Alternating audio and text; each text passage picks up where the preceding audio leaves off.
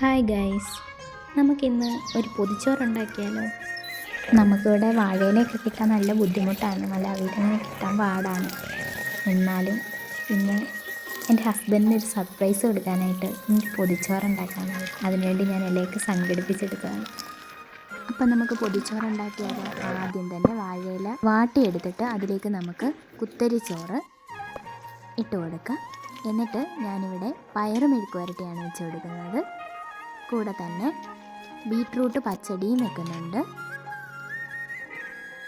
അതിനുശേഷം റാഡിഷിൻ്റെ ഒരു കറിയും കൂടെ ഉണ്ട്. ഇത് ഞാൻ ആദ്യമായിട്ട് ഉണ്ടാക്കുകയാണ്, ഒരു പരീക്ഷണമായിരുന്നു.